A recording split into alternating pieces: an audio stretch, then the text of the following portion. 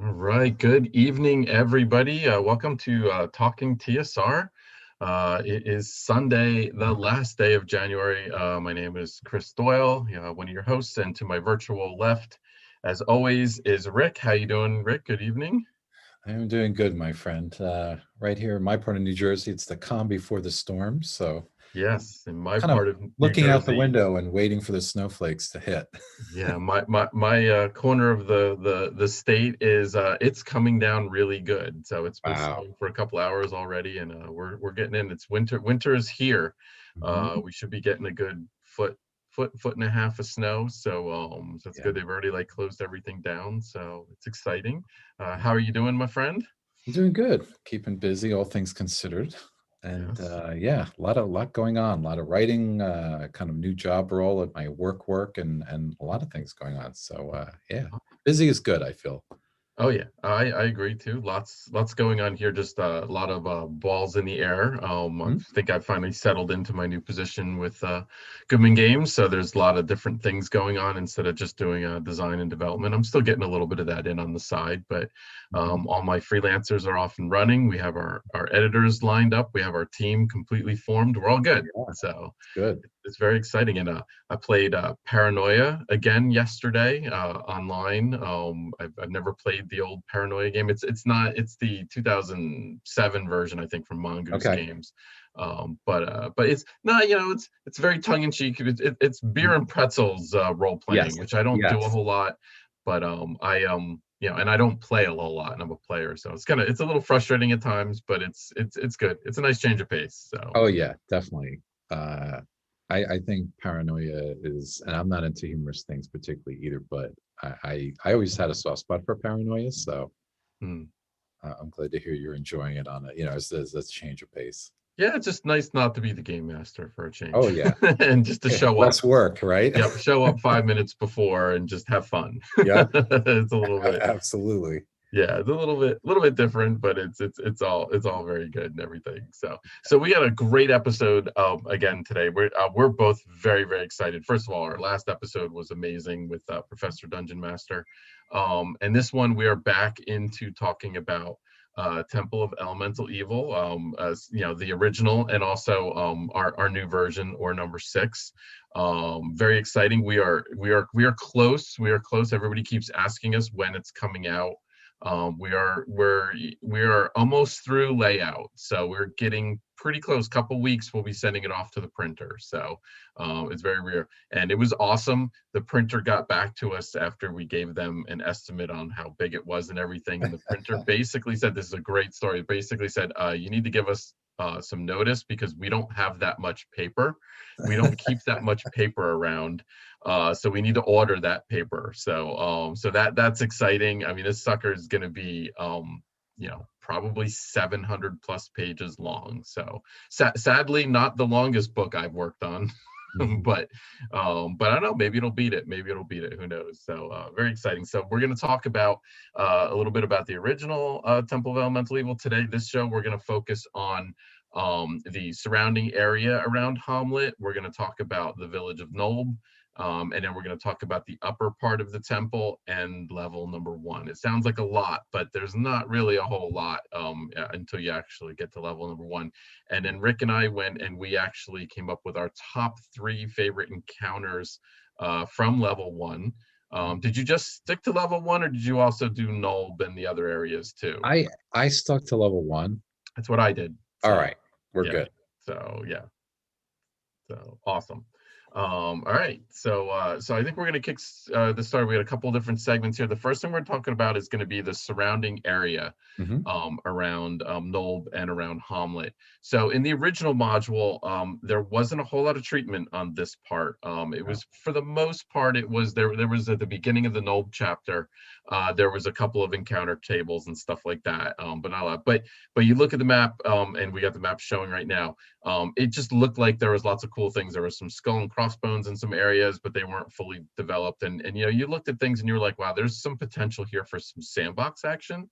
So one of the awesome things that we were able to do when we were creating new material for Ore 6 was to actually kind of create that sandboxy feel, kind of like what that we did for Into the Borderlands with those wilderness encounters, where you have a couple of set encounters. We did random encounter charts again, and we broke them up by terrain. So if you're in swamp or fens, you got this table. If you're in forest or if you're on the open road, you got this table. But then we also did a couple of set pieces too, small little encounter areas. And again, we tried really hard to kind of tie them into some different things that we had going on. One of the I believe in the random encounter table, you came up with the gnome tinkers, I believe it was, Rick. Yeah, that's right. Yeah, so I was like, oh, so I took that idea and we made a little gnome settlement, because if you look back to some of the history of the Temple of Elemental Evil in the battles, gnomes actually featured pretty prominently in the battle. So I figured it'd be a good idea to have some gnomes nearby. So we did some things like that. So it's pretty exciting. And I got to tell you, so you got a chance to design a very classic encounter, and I think we got a picture of it. So what you got? Do you remember what I'm talking about? Are we talking about something insectoid? Yes. All right. Very much so. Go ahead, and I think we can roll the antags picture. I've always had a soft spot for anhags, and when I personally was working on the Wandering Monster, kind of list, or the encounter list for the different terrain types for our version, the Ore version of Temple of Elemental Evil, I really did try to stick to classic creatures, to the sort of creatures that you would have seen in first edition, works. So there are a lot of those long time creatures, and anhags to me was an obvious one. Right in the beginning of the monster manual, know them and love them, and they work good in that kind of farm terrain. So yeah, I had to throw them in there. I thought it was really cool, and I love this art, which I've just seen recently too. So yeah, that is new art that's going to be in the book. And I have to agree too. I wonder if one of the reasons why anhags are so popular is because they begin with the letter A. And you start flipping through the book and you come across them pretty quickly, pretty early. Yeah. So every book's always got that first good A creature. You've got your anhags or aboleth or whatever. And in my case, I always liked anhags. I've used them a lot in my own campaigns, so that was a very easy place for me to go to. So I'm thrilled they got the graphic treatment. Yeah, I would have to say that if you didn't submit that in, I think we would have had them in there anyway. I think that would have definitely happened. Like I also wanted an owlbear somewhere near there too. So I was like, oh, we got to have an owlbear somewhere, because again, that's also classic too. But I did want a little bit of an extra spin on it, so I went crazy and I threw wings on it, wings that work on the owlbear. So so we have a winged owlbear encounter, and then we tied it in with some of the other encounters too. There's a group of NPCs, big game hunters, and they would really like to know where that owlbear lair is if you find it, and a couple of other lairs. So we kind of tied those things in together. I think one of the themes you're going to kind of hear about tonight when we talk about some of these sections is we tried really hard to take some of the encounters that were already in the temple and in Nulb and really kind of make some connections to different things in Hommlet and in the surrounding areas. So you didn't just have random there's goblins for no reason, but there's gnolls, because gnolls were featured prominently in the module, and the gnoll troops that were in the temple, they had to come from somewhere. So we had a gnoll lair nearby, so we did some fun things like that. What is your take on random encounters in general, Rick? I think we probably talked about this a little bit on one of our shows months ago, but do you use random encounters in your games or not? I like to. I'll be honest, I got away from using random encounters during, I think, 3rd and 4th edition, just because fights took so bloody long in the earlier editions that you couldn't spare the time to actually just throw a wandering or at least I couldn't my group met infrequently enough that for me to throw a random monster in there on the road or something and have people spend an hour fighting it, it was almost too, the time real estate was too valuable. Yeah. But now in 5th edition, I've absolutely gone back Hmm. to using kind of wandering monsters within dungeons, certainly using overland encounter, creatures.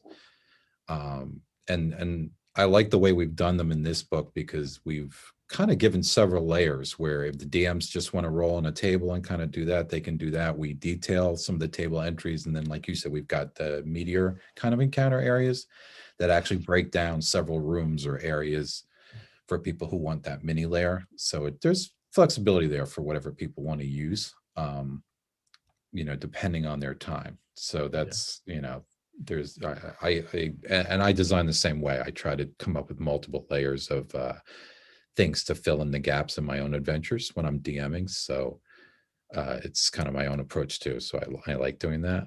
So yeah, I'm in favor of them. I like the unpredictability. I think when I first started DMing, one of the fun parts, one of the personal challenges of being a DM was rolling that wandering monster roll, seeing what I got and having to come up with something on the spot and go with the flow and, make a cool encounter just based on that roll. And looking at the old monster books, even, we talked about the extensive encounter tables, like at the back of the theme folio and such, and looking at, I still love looking at those tables. So yeah, that's very, very much part of my DNA. Yeah. I think wandering encounters were obviously a huge part of 1st edition and earlier edition of D&D, the original edition in that. And then you're right, it definitely got away from that. And I've noticed that obviously that's why we're including them in our books too, because obviously 5th edition does seem to feature them again. So and you're right, the combats are a little bit quicker. They're still not as quick as I'd like to be. But there you can definitely work some wandering encounters in, and that's why I always like to try and tie things in together. So there's a little bit of extra in there for you instead of just a random thing. But that is true. I do remember that also as back in the early 80s, mid 80s, rolling those dice for the first time and coming up and, oh wow, skeletons, how would the skeletons fit in this? So try and figure out a way for them to fit. So it was all fun right. trying to take that framework and expand it. And one of the things I always found intriguing about the original too, and we just showed the graphic, was the way they blew up several hexes from Darlene's original Greyhawk map. I wish they would have done that elsewhere. I really wish some of the original adventures, which I guess they did there were areas where they blew up areas like the Rushmores and different things for different modules. So I shouldn't say they never did it, but it was rare. And I really loved that. Just to get a blow up of those hexes, I would have loved to see blow ups of more hexes, with that a little more detail of the roads or whatever. So as a DM, I could riff with that. Because I think when you look at that big, from a distant view map of Darlene's of Greyhawk, it's like most world maps. It's very intimidating. You look at it and you can see the countries, but there's almost so much free reign for the DM that you don't know where to go first. And I think having those hexes blown up, for me at least as a DM, was intriguing. I didn't always get the distance and travel, or wasn't always able to link up how long it took people to travel through them. That didn't always seem to sync for me compared to what was in the text. But I love just having that graphic of the hexes blown up, and it gave me a lot of ideas. Just those little skull and crossbones, evil lurks here kind of stuff. I love that, because then as a DM, I feel absolutely obligated to throw something there, so of course. So that I think was a cool part of the original that it was kind of fun to expand on. Awesome. So okay, so now we're going to move over to the village of Nulb. So I'm sure most people realize that the village of Nulb was debatable how far away it was from Hommlet based on some questionable mapping and descriptive text, but about 9 leagues kind of northeast of Hommlet. And Nobe was, to be quite frank, not a nice place. It was kind of the opposite of Hommlet. It was kind of more run down. Definitely more evil type characters inhabiting there. Definitely more sinister overtone to the whole feel. Yeah, it was right on a sluggish river, and there were pirates on the river, barge pirates. So but it was an interesting place. It was a nice secondary location to go to after Hommlet, to kind of get you a taste of like the real world. What were some of your thoughts of Nulb in the original edition? Yeah, I felt it was a good build going to the temple. Obviously, or maybe not obviously, but obviously for me, I wish there was more. I Yeah. remember even the first time looking at it thinking, oh my goodness, this is all they've detailed, because they just give you, I think, 4 establishments.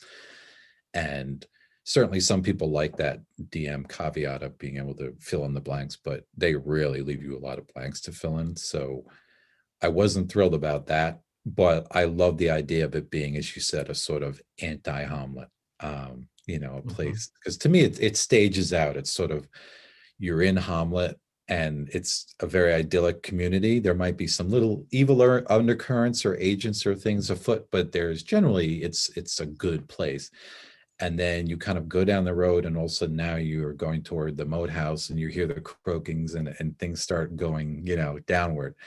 And then obviously there's the experience of the moathouse where you're fighting monsters and evil, and then you realize there is serious evil here, and then you go on to Nobe, and now you're just in a whole population center full of evil, and then you go to the temple. And I like that gradual build, from good to, going basically more and more evil almost until you get to the temple. I think that's great.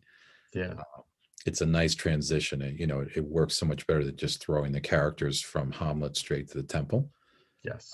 But that said, yeah, I wish there was more of it. Yeah, and I think the strange thing about it was, so there was only 4 original encounters detailed, but there was amazing detail in those 4 encounters. I mean, there was maps, there was and that I guess that was the kicker. It was like in Hommlet, you except for a couple locations, you really got the treatment, but a lot of times you got one paragraph, and it was everything: treasure, NPC, and what the place looked like and what it did. The Nobe encounters tended to be meatier, but there was a lot less of them. There's only 4, and I get it. It was really the places you're probably going to visit. But they did give you the nice map, which was awesome. So obviously when we got to doing the ore version, this was a ripe location for us to expand. So we did. So we added 9 encounters. It's funny, originally we added 8 encounters. But then I was like, as I was coming up with that, I was like, oh, that gives us 12 total encounters. I'm like, that's a nice number. But then I was like, oh, you know what though? This is a nasty place. It's like 13 sounds a lot better for this place. So I actually literally at the end, before I was sending it off, I created like the 13th encounter, just kind of on a whim kind of thing, just to kind of round it off and everything, and then tied it in. And so I thought that was kind of cool. But yeah, so we so some of the things that you can expect outside of the originals is we've got a fishmonger now. We have a leech collector. That was brilliant. That was yours. You like that, right? Yeah, the leech collector just fit that town perfectly. Yes. A dude who just walks into the swamp and lets leeches attach to his legs and drain him down, and he gets all like, he almost passes out, and then he comes back to town and then plucks them all off, and then he sells them for, and that's purposes. that was a real profession, by the way. That was something I necessarily made up whole cloth. It was actually an ancient profession, but it, as you said, it fit Nulb so well. It did. Yeah, it certainly did. And we got a Curio Shop, which was just, the Curio Shop was just an opportunity to have some fun with putting some really kind of crazy, unique items and strange backstory items in there. There's a couple of really nice Easter eggs in there. There's one really, really nice Easter egg that I love that most people probably will not get, although we'll probably do like an Easter egg essay at some point, and I'll probably have to divulge that.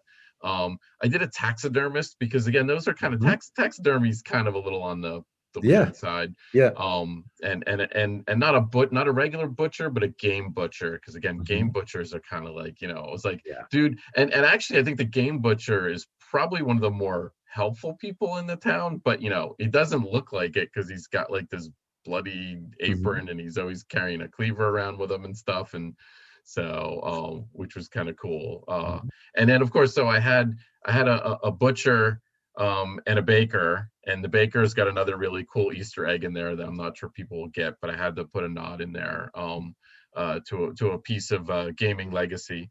But I was like, if I got a butcher and a baker, we have to have a candlestick maker then. I mean, it just makes sense. So yeah, so it was actually a lot of fun to Yeah, actually create um personalities that were not necessarily your good, like, oh, here's a farmer who means well and everything. So yeah. a lot of No, fun. that was because for my own part, both making the Nulb encounters and even some of the overland encounters, I tried to think in terms of the history of Nulb, not just where it's at now as far as its general kind of alignment and nature, but how it got that way, how the temple might have affected a more normal, village and kind of brought it down.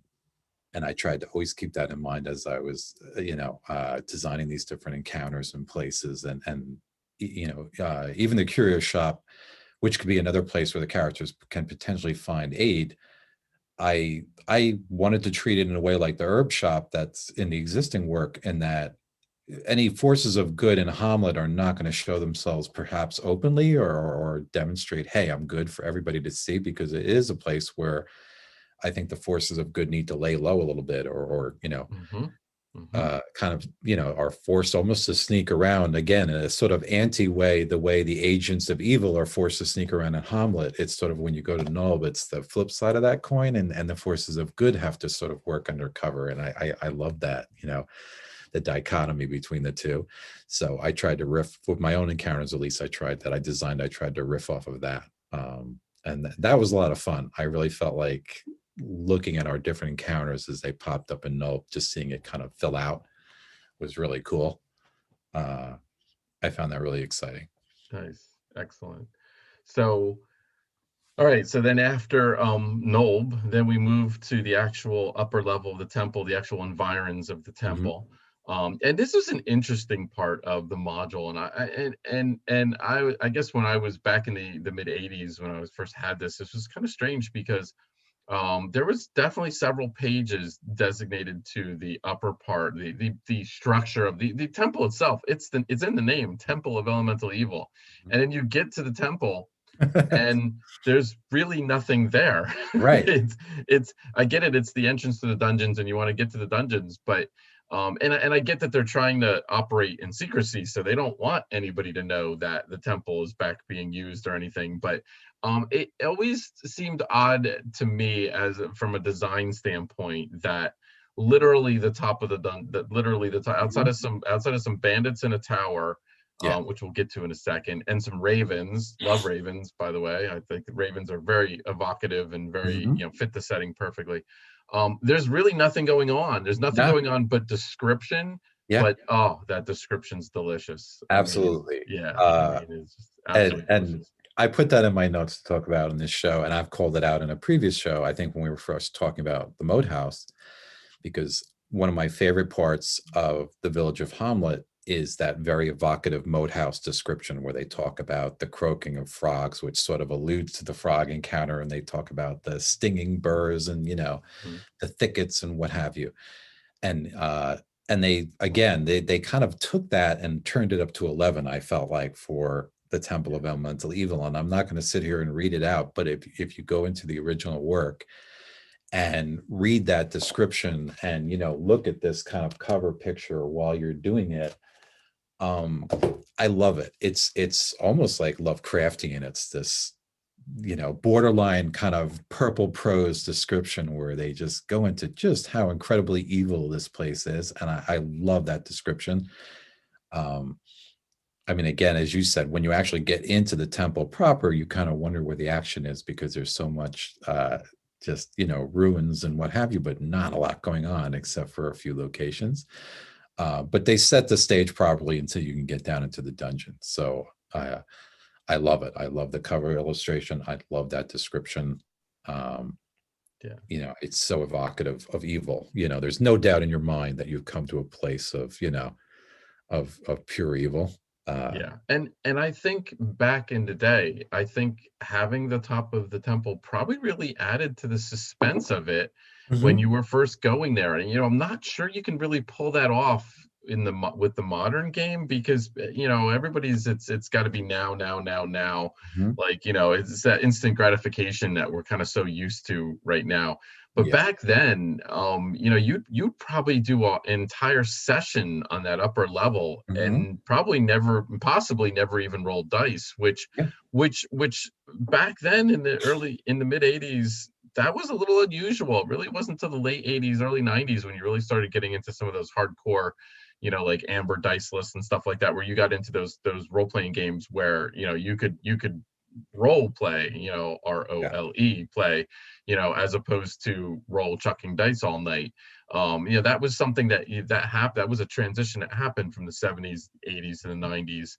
But like, I don't know if you could pull it off like today. I mean, like, if I was to write a module today fresh, and then have the first opening, whatever, half of it or quarter of it be no real encounters of substance outside of description, not sure I could make that work. So Yeah, no, I agree. I think it's partially a product, I think, of that time when you had more empty rooms and a lot of, less, I don't want to say less substance, but just they would mix in a lot of empty rooms and kind of suspenseful moments and exploration and searching, and maybe searching and not finding anything that would be a prelude perhaps to the actual fighting. Whereas you said now there's a little more desire to get to the beef. And I don't know if that's a good thing or a bad thing. I again, I love the description, and I like the suspense of the temple. mhm, I even on the first level, and I don't want to get ahead of our talk about the first level, but I love the fact that a lot of the first level areas are just skeletons or just, ruined mhm, armories and these kind of places. Because again, I wouldn't want the characters to walk down there and immediately run into a bunch of humanoids in the very first room, because this is a place that is supposedly destroyed. I mean, really, the whole kind of mission of the characters is to kind of get over there and see what's going on and if anything's going on. So, as evil as the place is, the characters, when they go there, maybe don't necessarily know, if they're not metagaming the players, they don't necessarily know what's going on, if anything. So they want to get in there and kind of see, if this is behind, what else is going on with the bandits mhm. or the moathouse, or see the possible connection. So it all makes sense. But to the modern gamer, it's a difficult transition to, to tell them, all right, we're going to sit down at the table and go through, 12 rooms of kind of nothing, of just broken manacles and a few, ripped down tapestries or what have you. So, like you said, I don't know if it would fly exactly. I think certainly if it was something I was submitting for publication or something I was designing for my own players with our limited timetable, I would have to put in more monsters, more stuff. Yeah, more action, more set pieces, Yeah. more action. Yeah. Yeah, yeah. No, I would agree. I would agree. One of the so in the upper level, before we even get down to the dungeon, there was a bunch of bandits, kind of Mhm. brigands, I believe they called them, holed up in one of the towers, and there was a secret passage in that tower, and it went off, and it actually led to parts of the dungeon. Mhm. It was basically a back door into the dungeon, and it also led to there was a secret door in a well, and an abandoned farmhouse that was kind of in the distance. And it wasn't shown on the map or anything, and they Mhm. just mentioned it in passing. And I, when we do these ore conversions, one of the first things I always do is I always look for supporting material that's been Mhm. done, and there was a novel that was done for the Temple of Elemental Evil. And so I got the novel early on. I got the novel and I started reading it. And they actually spent, I would say half to maybe even two-thirds of the novel dealt with stuff that happened before they ever even got into the dungeon, which was kind of surprising. Mm. But one of the things that they spent a lot of time on was that abandoned farmhouse. Mm. The protagonists in the novel actually found the farmhouse. There were actually cultists there, holed up in it, and were bandits, and that's actually how the party of adventurers in the novel actually got into the dungeon. And this was pretty good storytelling, because it got you down to level 2 or level 3, I forget Yeah. exactly where it went to. Skipped, like you said, it skipped over all that pre stuff where Mhm. nothing really happened. And I'm sure the author got the module and looked at this and was like, huh, it's like, how am I gonna, because I was looking at this and I'm like, wow, you could do like three novels on Yeah. the assaulting the temple. So it was an interesting story, and so we took that for our version. We detailed that abandoned farm stead. We put our own very unique spin on it, but the secret door is there in the well. We mapped it all out. So we made that tie in there, and then and to get a little further, there's some Easter eggs throughout the module, on some of the NPCs from the novel. I didn't do a whole lot from the novel, but I like to kind of give some nods here and there to the folks who actually read the novel. So there's definitely, people will notice it if they've read the novel. They will notice a couple of the NPCs that kind of on the side. There's the main ones, obviously, but there's a couple ones specifically to the novel that were not mentioned in the original publication that we actually added in. So that was kind of fun. It was kind of fun to do that. I get a lot of energy out of, you get a line, or there's Oh there's yeah. a secret passage that goes off and leads to this, and then, ooh, let's do something with that. Let's figure out what we can kind of take that and run with it. Is always kind of Yeah. a lot of fun. A lot of it seemed like a lot of these early, modules would have dungeons with some sort of escape passage or secret Yeah. passage, that kind of like a back door exit. Yeah. And I always found that intriguing.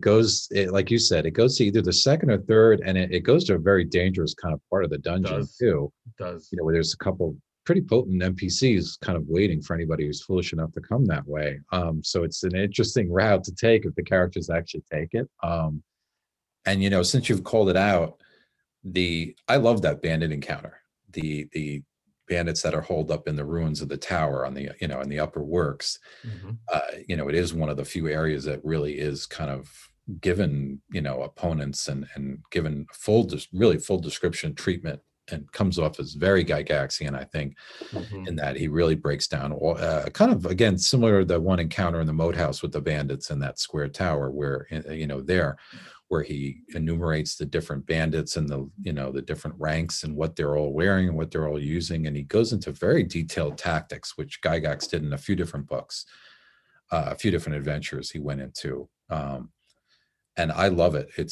He really takes a simple bandit encounter and ups it, and makes it a much more difficult affair by giving the bandits different bonuses, because the characters come in and they're silhouetted and what have you, and really kind of playing the bandits smart, almost too smart, and then kind of throwing in even a few crows as lookouts as well. So I love that encounter. I think it's maybe not the easiest counter to DM. I think it's definitely one of those encounters, for the sheer number of opponents with their different weaponry and armor plus their tactics. It's definitely not like for beginning DMs, I would say.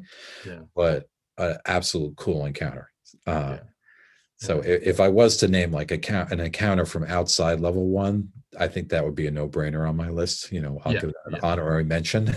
Yeah. I that would have definitely made mine too, Yeah. without a doubt. Yeah, there was a lot of good there, and it was a good warm up, basically, for this Yeah. is what's gonna we hear this is what's Yeah. coming next. And probably even if you think about it, back in the day with the loot they had and everything, probably an opportunity to level up, probably, Mhm. depending on where you're at. Probably after finishing that one, you might be able to get to level 3 if you were not already level 3. Yeah. And they were probably there for that opportunity, so that Yeah. you were ready for some of those challenges in Yeah. the first level of the dungeon. Uh-huh. Well, let's jump into temple Yeah. level 1. Yeah. So why don't you give me your synopsis of it, level All 1. right. I mean, expanding on what I said earlier, I like the fact that a lot of it is deserted, or is ruins, because there are there's 2 key areas where there's lots of skeletons, and they make it clear a large battle took place. One's like a sort of banquet hall, and the other's a processional corridor filled with bones that has its own dangers, but it alludes to the history. It alludes to the previous history of the temple, where forces of good came in, and I like that. There are some aspects of this first level that I'm not as fond about. There's a lot of, for lack of a better term, room stacking, where you get these sort of, room connected to room connected to room connected to the room, and they're all sort of similar in shape, and they have just kind of sequenced humanoids. And I think it gets to be a little much. Again, I think by today's standards, it's something that I don't know if people would design it quite that way, with that many little rooms, with that many little humanoids. It's a lot. It can feel very grindy if you run it. And at least one of the times when I've run people through the Temple of Elemental Evil, just really on this first level, I even took a black Sharpie and sort of, rubbed out a few rooms that I felt were less consequential, and kind of just to distill it down. And I think I literally just, whacked off like 6 rooms and said we could do without these. And they weren't even necessarily the empty rooms. They were just rooms that I felt were redundant, just one too many, humanoid or one too many bandit encounters. But that said, again, I think it's a really good prelude. And it's frankly one of the last levels where it's easily survivable if you're low level, with the exception of maybe 1 or 2 key areas. So certainly the characters are going to need that leveling up, because as we've discussed, I think in the past, the temple gets harder quicker.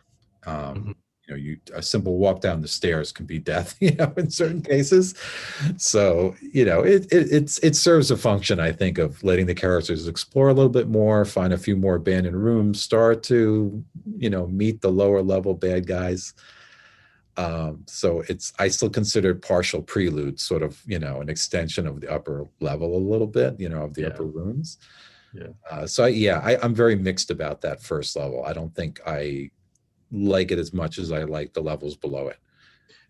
That's my general take. And the fact of the matter is that first level is probably the level that most people have adventured in. And most people who think of Temple of Elemental Evil are probably going to think about that, because like you said, it is a slog. And a lot of people have probably started this module and not so much finish it. I remember our group, when the one time I did game master it, I'm pretty sure we didn't make it all the way through all 4 levels, and we certainly didn't go to the nodes. We just kind of got tired of it after a while, and then I was like, let's go beat up on some slave lords. And so that it just, because after a while you read your players and they're like, this again, more gnolls, again, oh, okay, now there's 3 ogres instead of 2 ogres in that.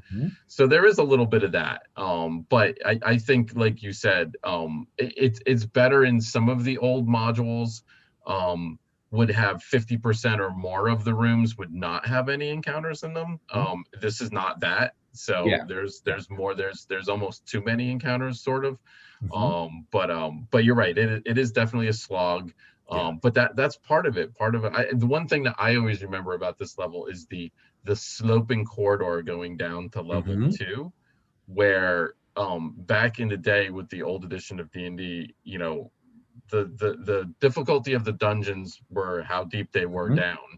And that slope always kind of felt to me like you were trying to pull one over on the characters. Like they might not know that they actually ended up wandering down to level 2. And if I recall, that sloping corridor is kind of somewhere near the front, so it's like you could like, oh, we're on level 1, and if you turn a certain way, you're actually on level 2, and you actually didn't even go through much of level 1. So that sticks out to me as one of the, I'll almost call that one of my honorable mentions. I didn't put that, I thought about putting that sloped corridor as one of my top 3 encounters, but that I was like, oh, that's kind of lame. Actually, there's not really much of an encounter there, but so.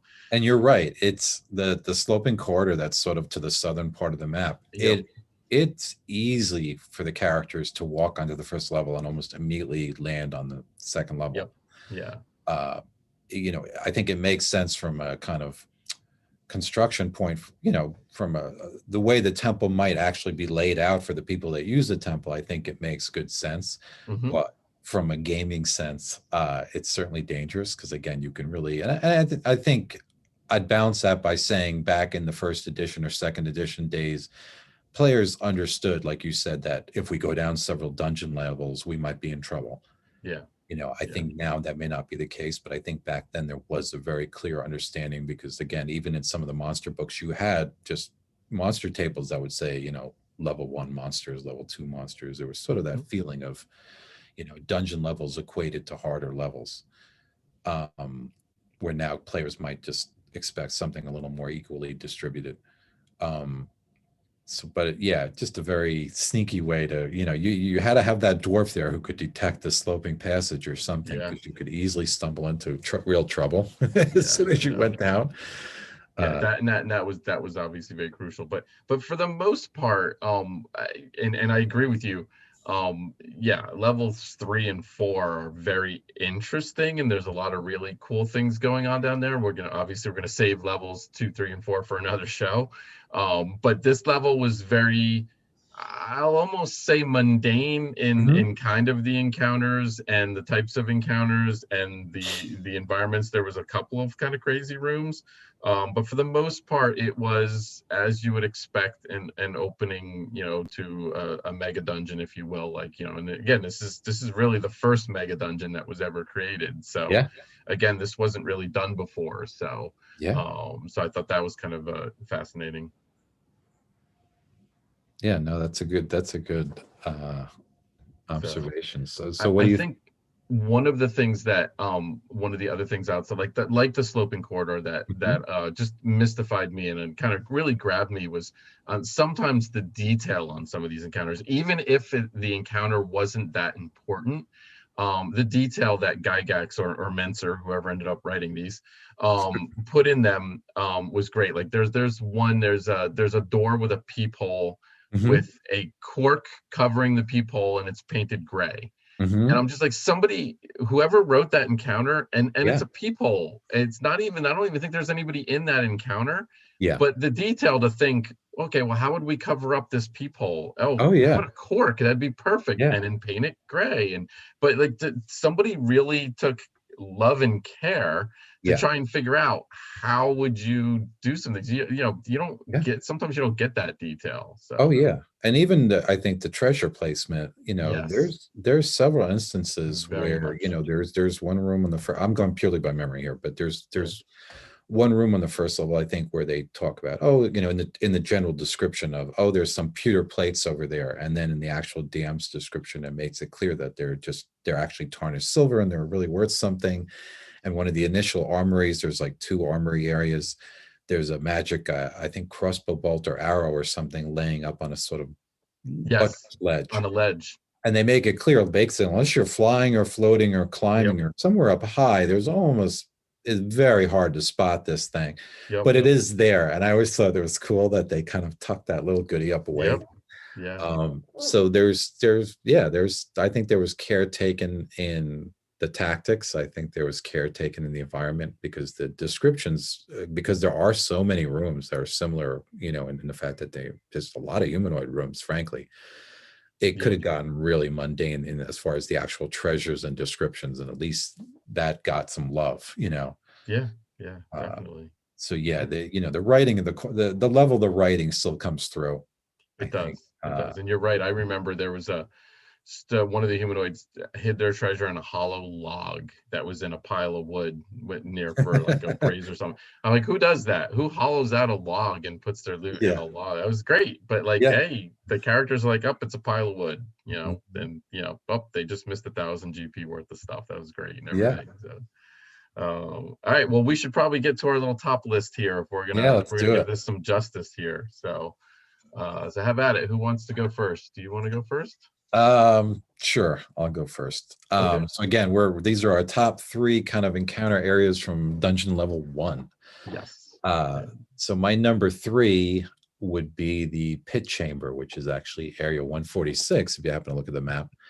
And this was just a kind of clever trap where it was sort of like a ball and socketing floor segment that if the characters walked across it, it would sort of, and it would turn and basically dump them into a rat pit. And there are rats at the bottom of this pit that come out of tunnels that are used to the sound of this. And they, and you really get the sense that this has been going on in this room for a while, that this, particular room, it's up in the northwest corner of the dungeon map, that who knows how many people have been eaten up in this room by these rats. So it's just very, it evokes the place well, I think, because it's just a horrible way to dispose of intruders. So I just thought that was very clever. It wasn't a simple pit trap. It was something a little more clever the way it was designed. So that's my number 3. I just thought just a fun, sort of fun little evil trap. Excellent. That's mine. The pit chamber area 146. All right. So my number 3, that was a great one, by the way. That was definitely on my short list of potentials. Is area 149. It's a guard room. It looks kind of mundane at first. There's 18 regular guards and 3 leaders. That's tough. 18. You're talking 21 combatants. That's got TPK written all over it. But there was a pit on the outside of the door. And then there was some really nice tactics. There were great tactics in that they shoot their crossbows, and then if you remember back in first edition, you usually take like a round to reload your crossbow. Then they drop their crossbows and they grab their other weapons, and then one of the leaders or 2 of the leaders would actually like take part of the guards and actually go around. They'd exit the back of the door and they go run all the way around. There was like 2 ways they could kind of get around and actually kind of ambush you from the other side. So definitely you could be in some serious trouble in this one if there was not good tactics being played here. It was great. And then in the room there were the controls for the pits. I guess that they flooded the pits were flooding too, so that could even make it worse. So you know me with these lists, I like complicated things. Give me the complicated encounter any day. And I love this encounter because of those tactics and everything going on. At the end of the day, it was still just guards and some leaders, but it was awesome. Absolutely awesome. But it was well done. And I think there was even a note associated with that room kind of saying if the characters have slain guards running around elsewhere to deduct them from that area or something. So there was kind of some care taken in to understand where the different forces were coming. So you understood, because there were so many guys in that area, that some of the wandering monsters were coming from that general area. But I remember that room with the 2 southern pits, or 1 or 2 southern pits. There's 2. So that was very it didn't make my list, but very devious area. It's going to be hard. 3. If we get, we'll have to see if we both hit at least one on it. With only 3, it'll be difficult for us to cross over. Well, but I'm crossing my fingers. We'll see. We'll see. This could be the first time we don't cross over. Because as we've said many times, we do not share our list before we go on the air. So this is all, what we're hearing is new to each of us. All right. So my number 2, and this room has no monsters in it whatsoever, is the Augury Chamber. I think it's a lot of fun. I think, there's a sort of sinister buildup because the characters have to walk through an antechamber before they get to the Augury Chamber. So they walk through this sort of black circular room, and there's the words on the, above the archway that say, exalted room of high augury or something, and they have to walk under that arch. And they really kind of build it up. And they even make a note in the book about there are less wandering monsters in this specific room. So you almost get a sense that the creatures are even avoiding the room. So it's just, there's a sinister air about it. And then when the characters get in, it's sort of like a circular room with a bench. And if the characters investigate a little bit, they find these hidden drawers under this sort of, the circular bench that faces a depression in the center of the room. And they find these kind of, fortune-telling kind of bones or trinkets that they can throw in. And it says specifically that if the characters kind of pick up these little dice-like items, they get an urge to toss them into the center of the room. And then the module provides this little sort of handy table for the DM that based, the characters, if they wish to do this, the characters, then the DM has the players roll dice, and then the DM, kind of translates these dice into a sort of little,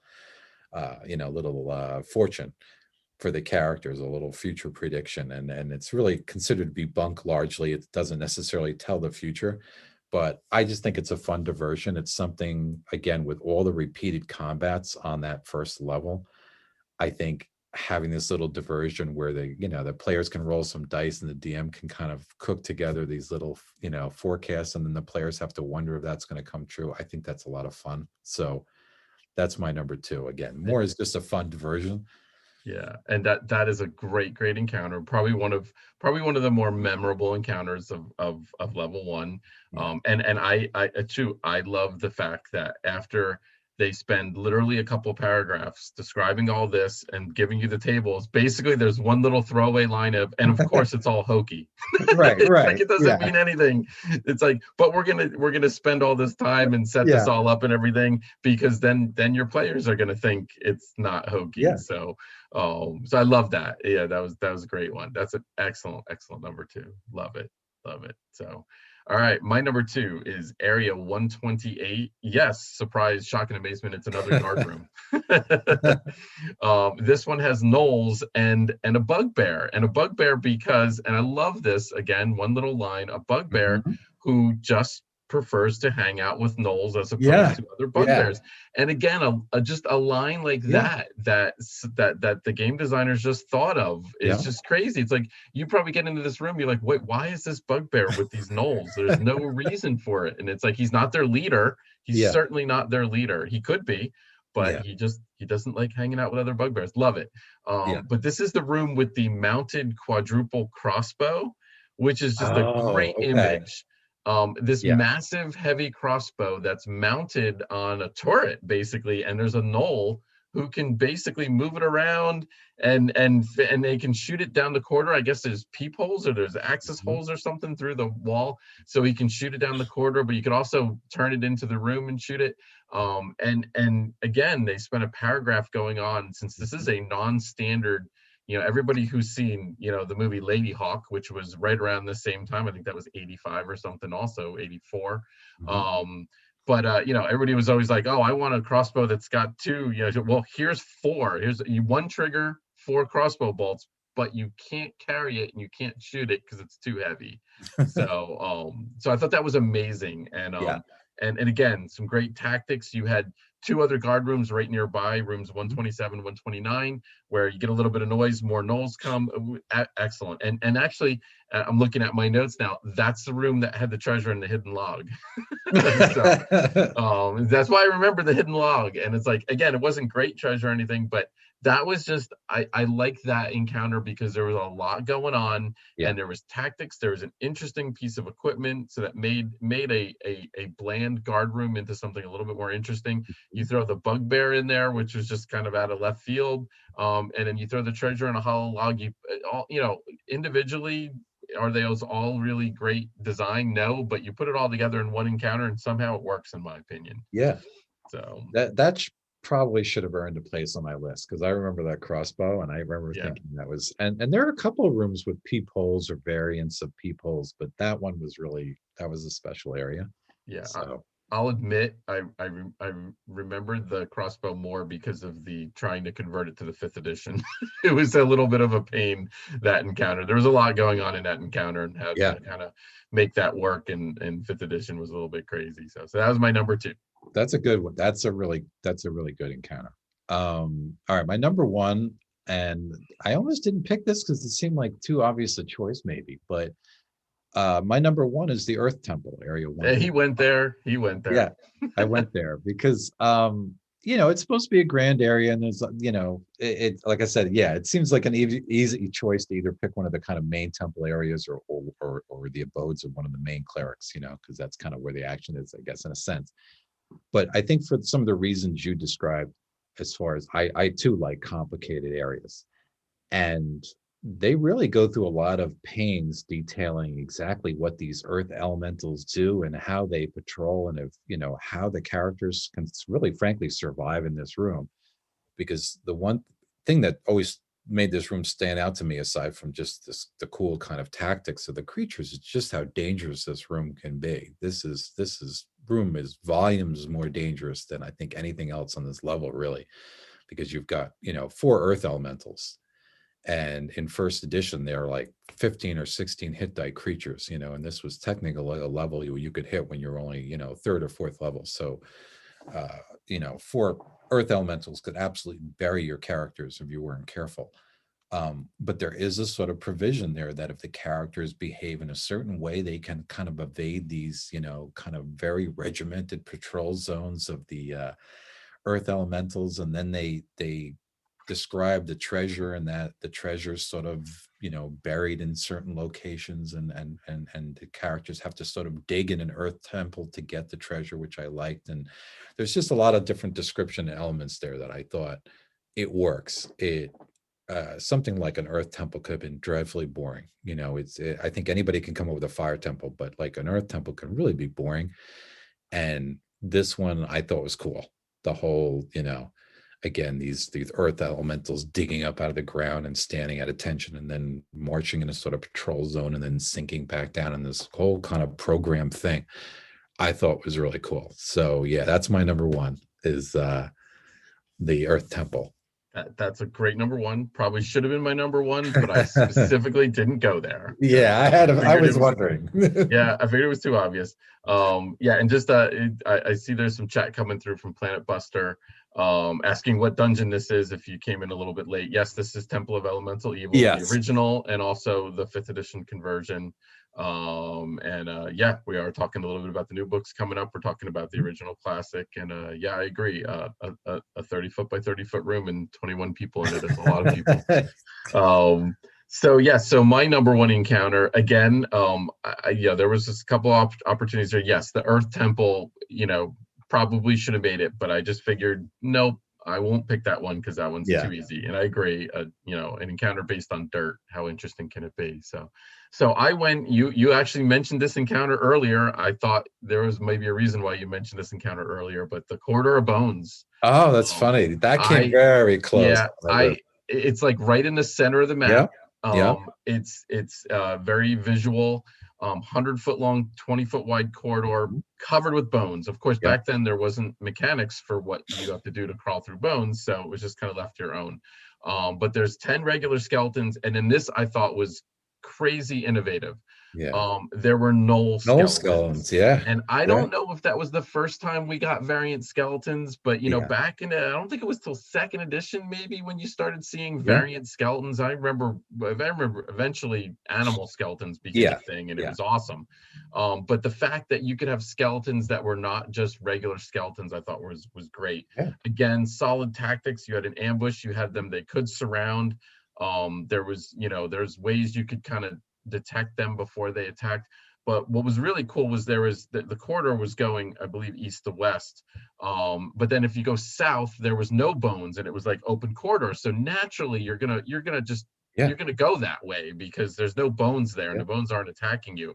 But you go that way, and then the door bursts open, and ogres come at you, and they even say the ogres just burst through. They don't like knock the door off the hinges. They don't even care. So that was pretty awesome that you kind of had this. The ogres were not really part of this encounter, but they become part of this encounter, and you get that kind of that extra layer in there. So I absolutely love that. And then to kick it off, there's a secret door, which we're going to talk more about, I think, in our next episode. A secret door to a confusing shaft that they don't really explain properly where it goes.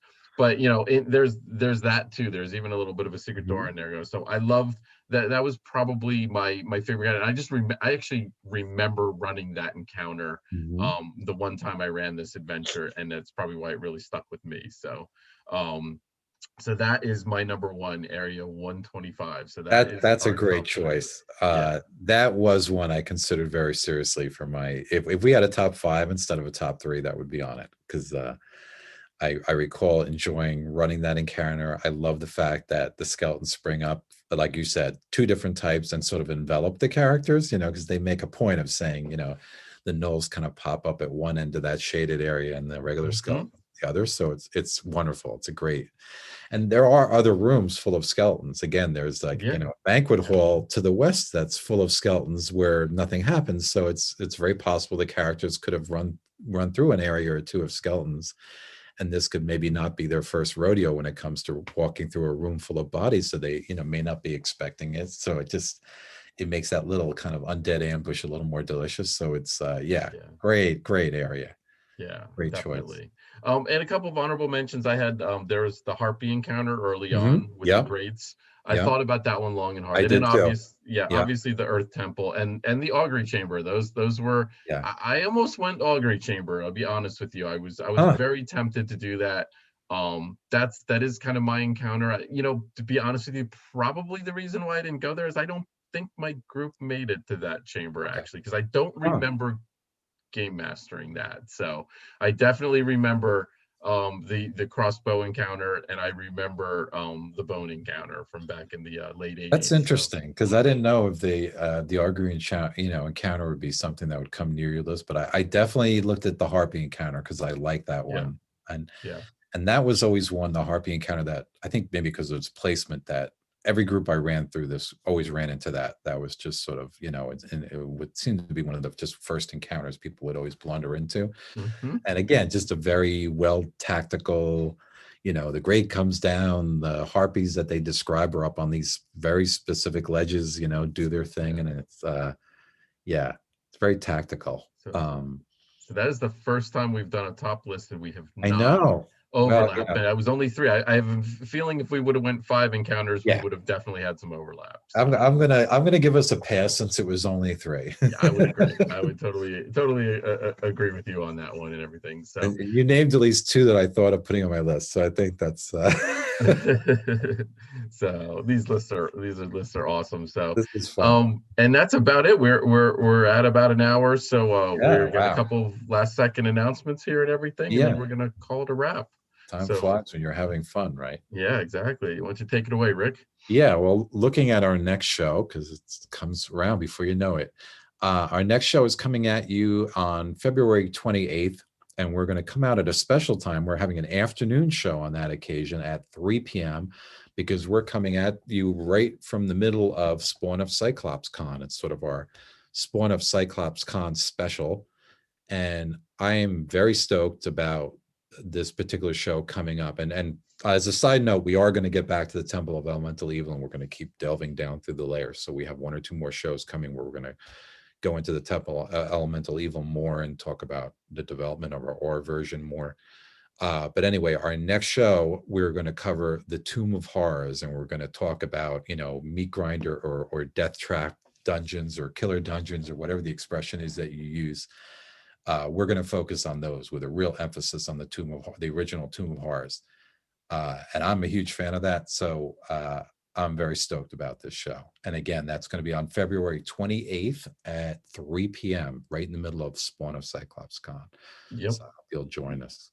Yeah, so that's, like I said, a special time. We're still on Sunday, and it's not 3 weeks from now. It's actually 4 weeks from now because of the convention. And we have a lot of exciting tie-in up. There will be 3 games if you're going to Spawn of Cyclops Con and you want to play a little bit of 5th edition Temple of Elemental Evil. We have 3 game masters that are going to be running some of the nodes. The nodes, as you're familiar with, are nice neat little dungeons, kind of their own separate little entities. So we have 3 of those being run, and then there's going to be a couple of there's going to be a special event as well, a playtest event where it's basically 1 encounter against a big bad villain that we're going to be running 4 times over the course of the weekend. So there's definitely a lot of 5e content at Spawn of Cyclops Con. We've worked really, really hard to kind of reach out to some of our game masters and really kind of bolster our 5th edition presence at our Goodman Games convention. So if you're a fan and you want to play, certainly check that out. There's a lot more offerings in the past and a lot more exciting offerings coming in. So looking forward to it. Thank you everybody for the chat. The chat picked up at the very end. I wasn't sure my chat was working because we weren't getting any until the very end. But yeah, thank you guys for all the support and all the admiration for the books. We love working on them. And we're glad that you guys love looking at them, and you guys are going to just, we haven't even talked about some of the special essays, and I'm not going to spoil things, but there's some amazing things in this book. This is going to be there's going to be an amazing 2 set of books that are going to be just absolutely phenomenal, and we're as excited working on these. I think we're as excited to see these come out as you folks are. We've definitely seen an eagerness in the community as to when Temple of Elemental Evil is going to be released, and we're working on it hard, and we're just as psyched to see it as you guys are. So we've put a lot of love and care into it. As Chris and I, speaking even for ourselves, we've definitely put a lot of blood, sweat, and tears, I think, into these books. So we're really hoping people like them. Great. So, all right. So, and with that, we're going to jump into the pearls of wisdom. All right.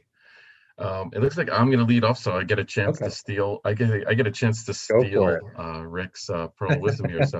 So mine is, and this is something that I always look at when I'm designing, but something that most game masters probably do it already. But always looking to tie things in together. Always looking to, and again, sometimes the tie-in is obvious and the players are going to get it. Sometimes it's not, but there's nothing more special than when it's kind of like when a villain comes back. When you have a villain that gets away and then he comes back, it's so much more special for the characters to face him that second time.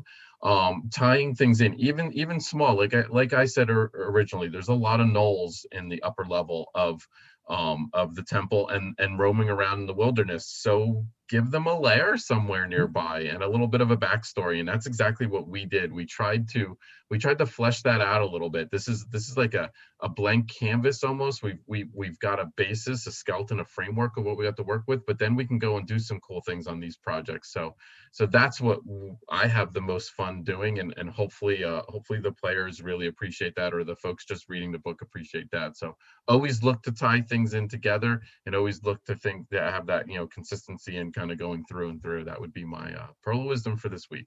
Yeah, that's a good one, because it really doing that really adds some verisimilitude to what you're creating. You find yourself weaving this big tapestry of these cross-connecting threads, and it all comes together nice when the players feel that. My pearl of wisdom is, in a simple word, foreshadowing. And I sort of alluded to it earlier when I was talking about the progression from the village of, the quaint village of Hommlet with little occurrence of evil, to the moathouse, to the, and the description of that, and then to the overland encounters, and then into the evil, hamlet of Nulb, and then into the temple proper, where you're given this real full evil description. There is this mounting sense of dread, this mounting sense of evil as you go from the village of Hommlet. If you progress all the way through the way kind of it's meant to be played, you go through kind of layers where you go deeper and deeper into evil until you finally get to this edifice, of utter evil, which is the temple. And that's a technique I think that's great to use. Any DM can take that and run with it in their own campaigns. And, if you're, rather than just drop your characters off at the entrance of your big bad dungeon, layer it up a little bit. Let your characters get a little taste of, the enemies that are in that location somewhere else. Have a few bad guys come out of that area and fight them, or something. And then gradually layer it on the way it's done in this work. And then I think it just makes that final, when you finally get to that final location, it makes it that much better. So that's my pearl of wisdom, is to kind of use that foreshadowing, build up your places. So when your characters finally get there, it's a more momentous occasion. To me, that just kind of makes the overall story arc that much better. Excellent. Great advice. Great. All right, another amazing show. I thank you, Rick. I thank Thorin behind the glass, the disembodied voice. Thank you for all of your assistance with the graphics and everything. All those pictures that you guys saw, well, not all of them, but most of the pictures and the artwork that you saw, those are new.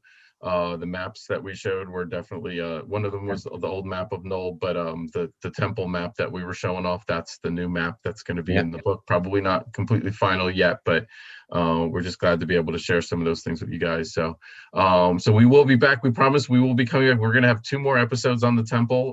We're going to do levels 2 through 4, and then we're going to do a special just on the nodes. The nodes were all created new from the outlines, so we have a lot to talk about with the nodes, and 4 of them. So we got 2 more shows on temple, but we're gonna take a brief sidetrack for Spawn of Cyclops Con, and then we'll be back in March to finish up talking about Temple of Elemental Evil, and we should be getting really close at that point, really close. So Rick, take care, my friend. All right, you too, my friend, and thanks everyone for watching. All right, have a good one, everybody. Take